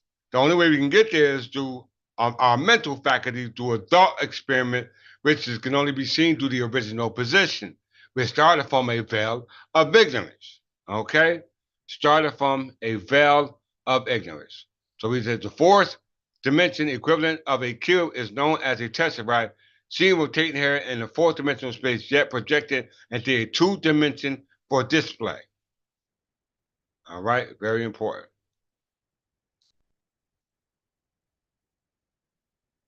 Fourth-dimensional space is a mathematical extension of the concept of three-dimensional space. Three-dimensional space is the simplest possible abstraction, all right, of the observation that one needs only three numbers called dimensions to describe size or location of objects in the everyday world. All right. We know that objects in the everyday world is based on a Euclidean space, which is based upon space-time. All right. Special theory of relativity. I mean, general theory of relativity as described by Albert Einstein. We know special theory of relativity is based upon things that are outside of what we call space-time, which is based upon ether. You know what I'm saying? And we know ether permeate space, all right, by way of vacuum. We know vacuum means void of matter, mass, or volume. Okay? This is physics at its highest. Okay? Very important. So through the original position, by way of a thought experiment, we are able to use mathematics by bringing forth propositions that create premises to bring forth a conclusion about abstract objects, things we cannot see, through what we call mathematics, all right? Through measurement, all right? Through measurement by way of what we call physics, all right? Based upon studying dimension from one dimension to two dimension to three dimension on the fourth dimension and subject to space time because we know space time is subject to the same time continuum and time continuum is based upon past, present, and future, and you cannot view that past, present, and future on the second dimension in the first dimension. Tell me you can. You cannot, because that is the veil of ignorance. You cannot view the first dimension and the two dimension on the plant on and you cannot view this information on the first dimension and second dimension because it has to be viewed on the third dimension to get to the fourth dimension based upon the thought experiment, which is based upon mathematical proof, based upon a proposition as a result of you knowing, remembering your original position. Knowing your original position. All right. And your original position was ether. All right. Your original position was that of what we call ether. Let's get on with it.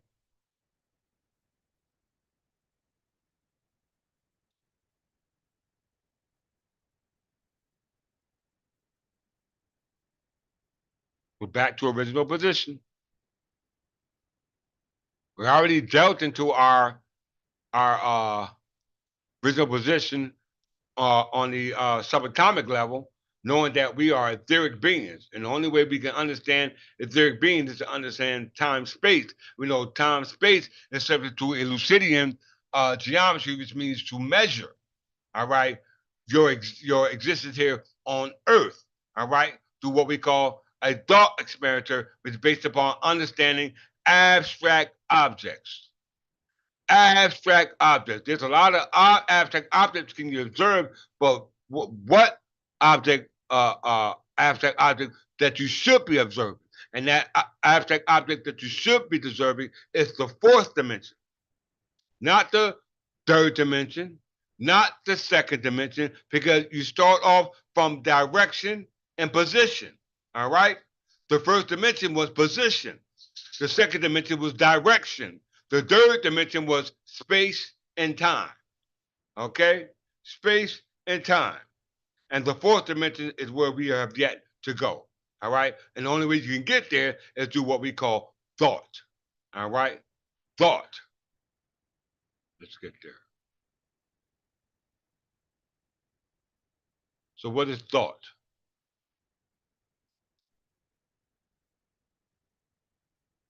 Once again, it says here that in the original position, you are asked to consider which principles. So everyone must consider what principles that you have to select for the basic structure of your society. Everybody's supposed to belong to a society. So what structure did you choose for the principles to run your society?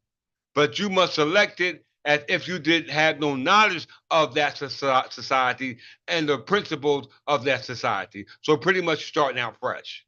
All right? You're starting out fresh. That's the plane, that's the second dimension. Okay? So the second dimension moves to the third dimension, which you must be cognizant of, because through the third dimension is where you have the ability to use your thought. All right? We live in a three-dimensional world. All right? And the three-dimensional world is based upon the present and the past. The three-dimensional world is based upon the present and the past, which is subject to what we call space-time. And space-time is the past and the present subject to the same time continuum to move on to the fourth dimension, what we call the future. So you got past, present, and future. We ain't even got to the future yet, but how you gonna get to the future? Because the future is abstract. You don't, it ain't here yet. All right? It's predetermined. Okay? It's not random, it's predetermined. So in the original position, here in the physical plane, you start off fresh, ignorant. But in our original position, which is from etheric being, when we lift this veil of ignorance, we know that we were the original players. We were the ones who originally created the game. All right? Because we know our ethnicity, we knew our social status, and we knew our gender. All right? Very, very, very, very important for you to understand that. Why is that very important? Because it goes back to what we call social contract.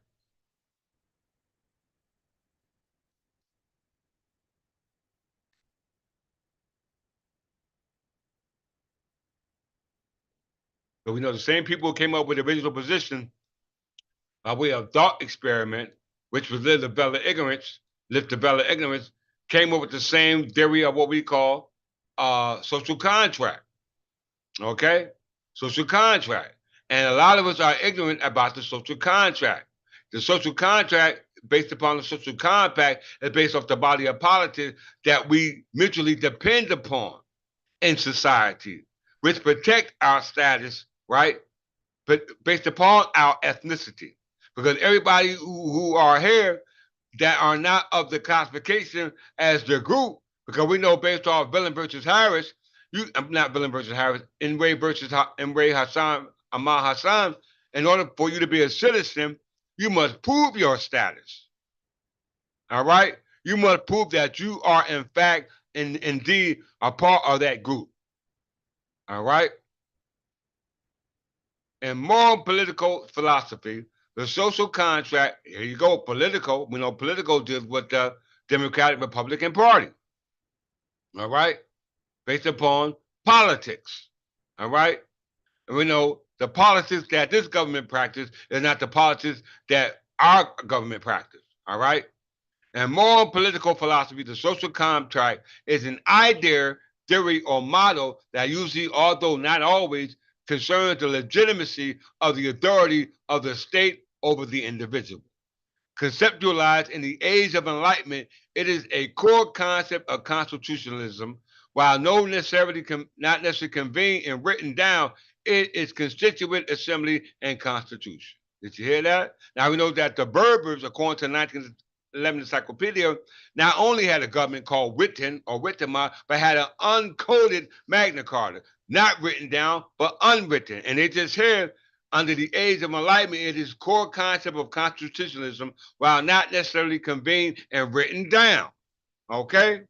So we already got proof that outside of what we have written down, we had that which was in common practice based upon our status and our original position, not just as beings in the plane of things made manifested, but a plane of things not seen. From one dimension, two dimension, three dimension, on to the fourth dimension. All right, that is the gift. So social contract.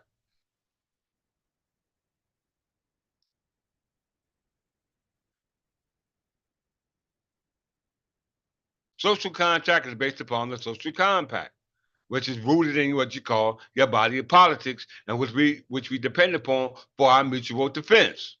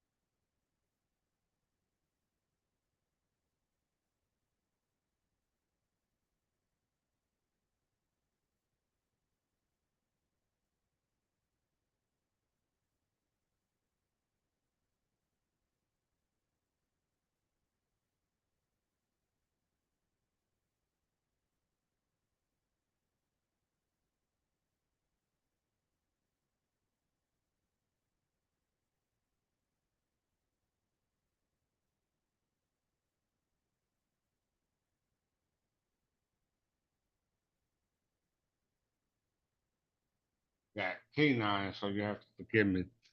I got to make sure I take care of them as well. All right. The body politic is a polity such as a city, rim, or state, considered metaphorically as a physical body. Historically, the sovereign is typically portrayed as the body's head, and the analogy may also be extended to other anatomical parts, as in political readings. All right, let's go down a little further. Get off. Everybody say hello to the new family member. That's peanut butter.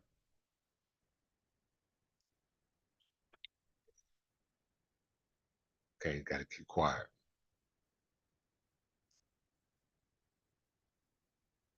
Okay. We're talking about body of politics, all right? We're talking about from the original position, all right?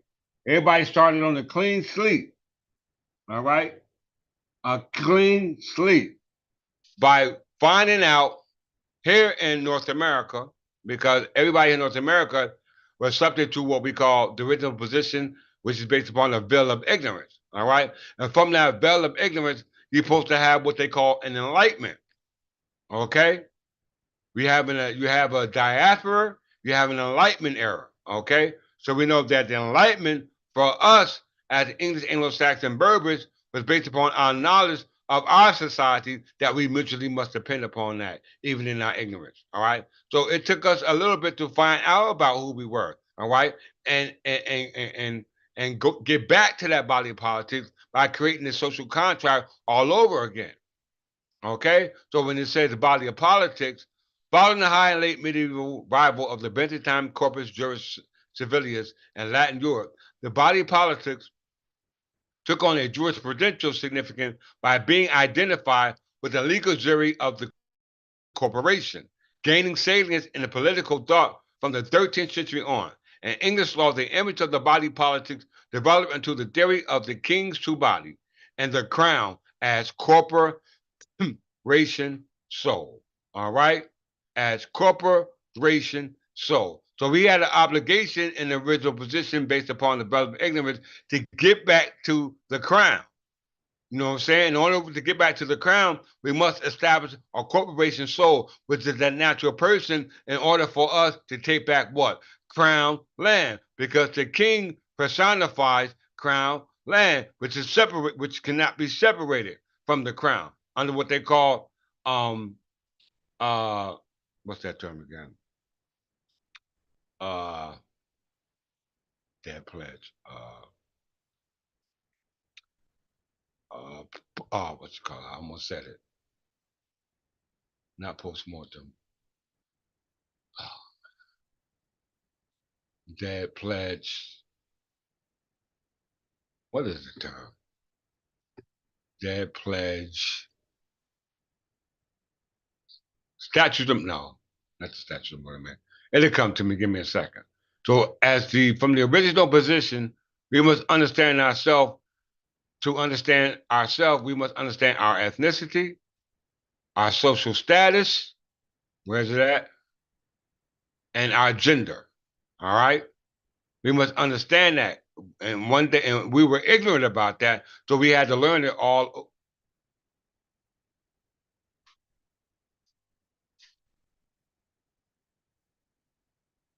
We had to learn it all over again. All right, which you're doing now.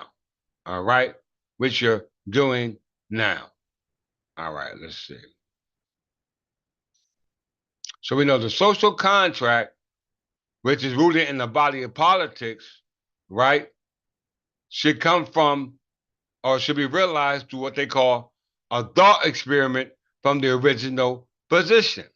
All right, once again, the body of politics, which is based upon the social contract, should be realized through your original position, which can only come through what we call a thought experiment.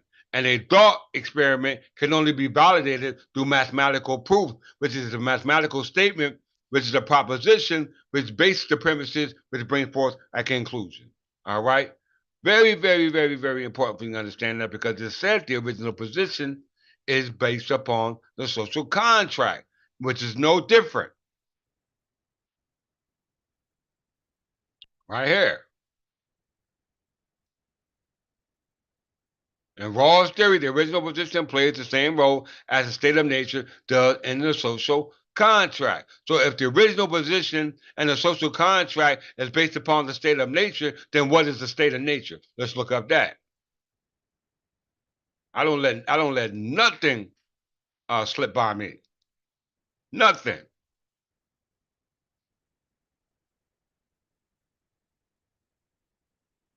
In ethics, political philosophy, social contact theory, religion, and international law, the term state of nature describes a hypothetical way of life that existed before humans organized themselves into societies or civilizations. Did you hear that, y'all?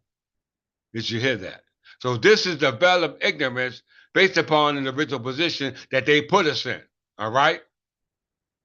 This is the original position that they put us in based off the bell of ignorance because we wasn't able to use our minds. All right? To experiment. They wasn't able to experiment with our minds. All right, about the social contract or the body of politics, because we weren't not a part of that body of politics or that social compact, because we were not part of what we call civil society. You see how this all connects? In ethics, political philosophy, social contact theory, religion, which is based upon international law, the term state of nature describes hypothetical ways of life that existed before humans organized themselves into societies or civilizations. And that is the original position that we were just talking about. All right? The original position, which is based upon a veil of ignorance. All right? All Anglo-Saxon Berbers identified as black people were subject to a veil of ignorance based upon the original position that all people in here, no matter what colored skin you was, you all had that veil of ignorance, and it was up to you to establish based upon your mutual dependence of what ethnicity did you come from, what nation, what social status, i.e., what government, and what gender. Okay? Who were you? Very important.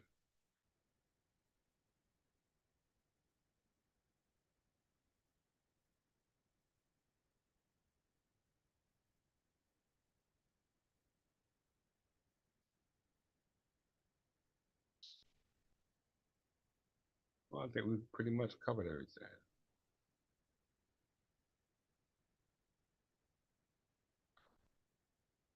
Now, what is thought? So now I'm gonna give a recap.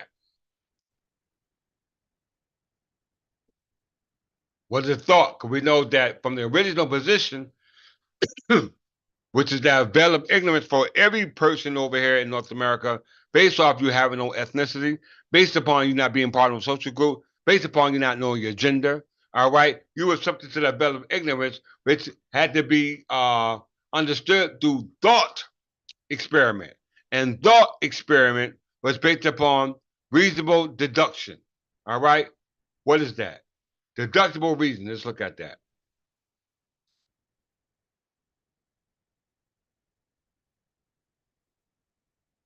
Deductive reasoning.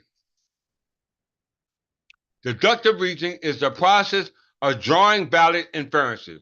An inference is valid if its conclusion follows logically from its premises, meaning that it is impossible for the premises to be true and conclusions to be false. So based upon our conclusion, based upon our premises that we created based upon our proposition, all right, and our proposition is just based upon our mathematical statements, which came to our mathematical proof. Okay, and our mathematical proof is based upon our thought experiment. Okay, our thought experiment based upon the original position that we originated from. Okay, which is based upon abstract objects that are not based upon three-dimensional things made of mass, matter, volume. Okay, but of things that are made of non-Lucidian mass, which is called dark matter, dark energy, okay? What they call ether, okay? Because ether, known as the fourth dimension, created the space time for time to exist for us to actually go through this process based upon the original position that we allowed them to put us in by way of going from one dimension, two dimension, three dimension, back to fourth dimension, which we all must make that transition. Those are melanin. Those that are not melanin cannot make that transition because it was not for your enlightenment. Okay? It was not for your enlightenment. Let's see.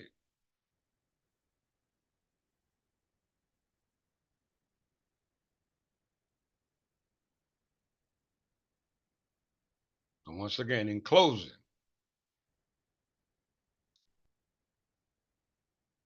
mathematics.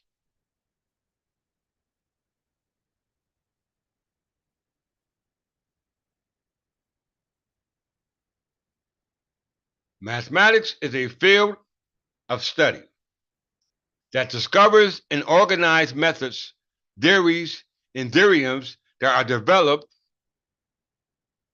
and improved for the needs of empirical science and mathematics itself.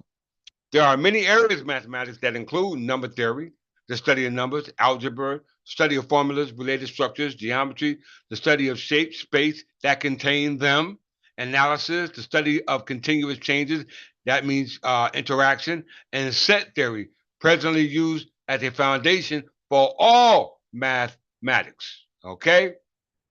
And what is the purpose of mathematics? Most mathematical activity involves the discovery of properties of abstract objects. Abstract objects are objects of a dimension that we do not exist in by way of deductive reason, because you can't.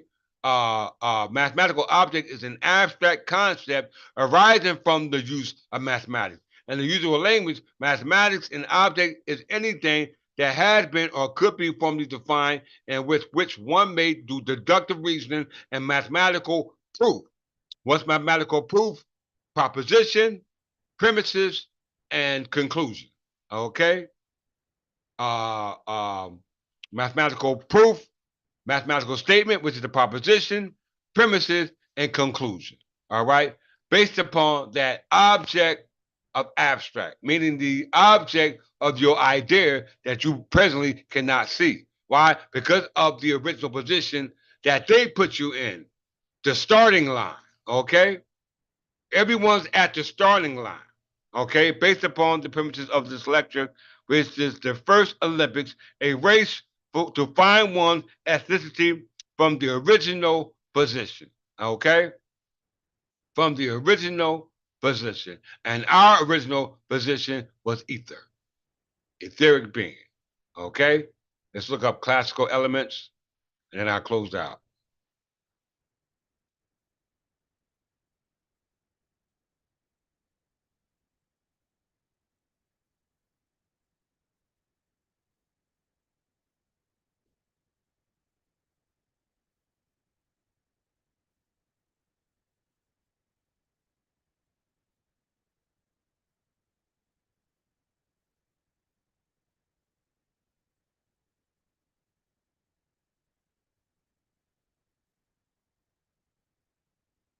Okay? All right? The classical elements typically refer to earth, all right, water, air, fire. All those elements are subject to what we call the terrestrial sphere. Okay? The terrestrial sphere. And later ether, okay, which is now subject to what?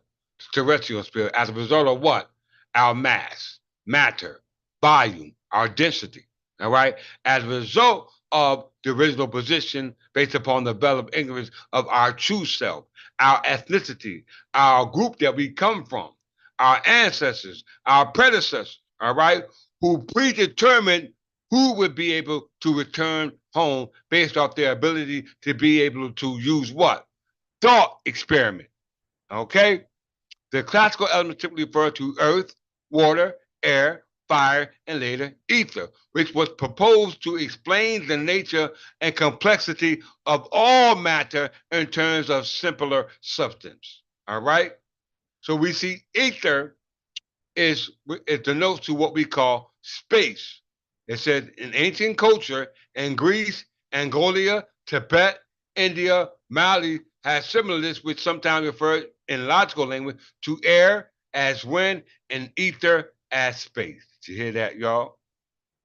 Air meaning wind and ether meaning space. And we know space is subject to Euclidean geometry or Euclidean mathematics, which deals with space time from position and direction from one dimension, two dimension, three dimension, on to fourth dimension, which based upon our ability do what we call mathematics, which is the ability to be able to prove through that proposition based upon the premises which bring forth a conclusion, we are able to understand that abstract object, which we call the tesseract, which we mean fourth dimension, even though we ain't got there yet.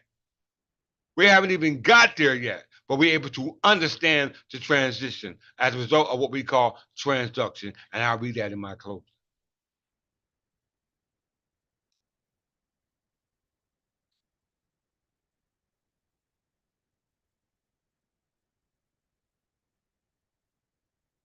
In physiology, transduction is the translation of arriving stimulus into an action potential by a sensory receptor. It begins with the stimulus change in the membrane potential of the receptor cell.